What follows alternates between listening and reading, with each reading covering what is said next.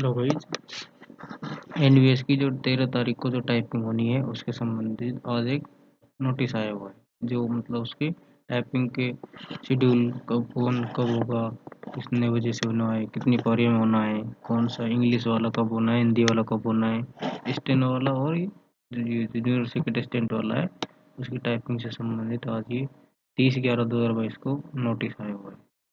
और ये इसकी पीडीएफ है, इसको डाउनलोड कर लेते हैं कि नोटिस में क्या हुआ है हमारे पास। देखते हैं नोटिस में क्या है इसमें।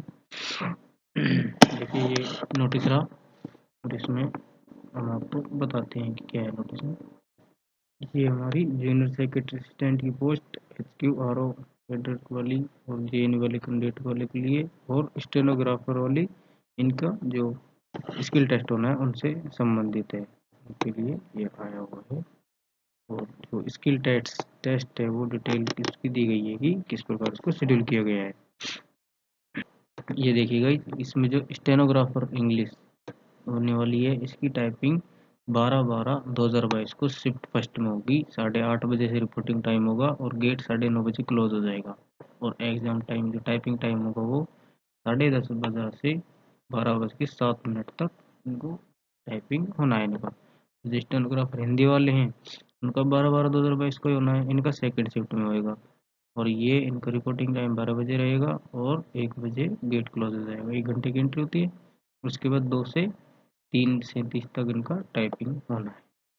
उसके बाद हमारी मेन है ये JSA वाली, जैसे इंग्लिश वाली जो ये डायरेक्ट रिक्वायरमेंट है, इनका होना है 13/12/2022 को शिफ्ट 1, शिफ्ट 2 और शिफ्ट थर्ड, 3 शिफ्ट में होना है। इंग्लिश वाला, हिंदी का वाला होगा कि 4 शिफ्ट हो जाएंगी 13 तारीख को।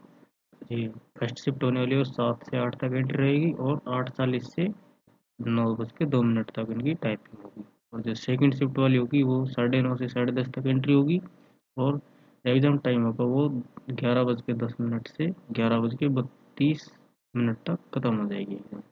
और जो शिफ्ट थर्ड होगी वो 12 से 1 तक उसकी एंट्री होनी है और 1:40 से 2:02 तक इसकी हो जाएगा खत्म।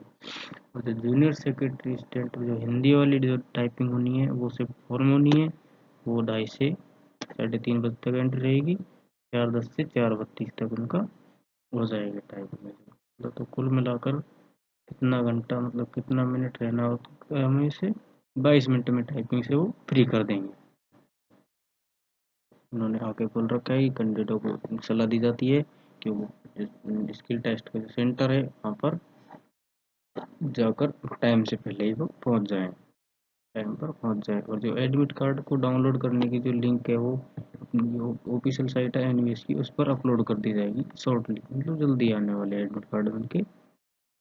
और मेन चीज़ इसमें ये है, जो अपने जो टाइपिंग होनी है उसका मॉक टेस्ट का लिंक दिया हुआ है इन्होंने। स्किल टेस्ट का जो मॉक एग्जाम होगा उसके लिंक दिए हुए हैं। JSA के लिए हिंदी वालों के लिए है ये, JSA वाले इंग्लिश के लिए है ये, स्टेनो वालों के लिए, हिंदी और इंग्लिश दोनों के लिए दिया हुआ है।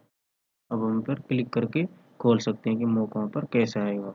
जैसे हम JSA इंग्लिश वाले के लिए क्लिक करके साइट पर क्लिक करते हैं, इस पर कुछ ऐसा खुल रहा है, इसमें कुछ एरर आ रही है इसमें, sorry for inconvenience, we are unable to service your request at this time. मतलब कुछ समय बाद करने की ट्राई कर रहे हैं।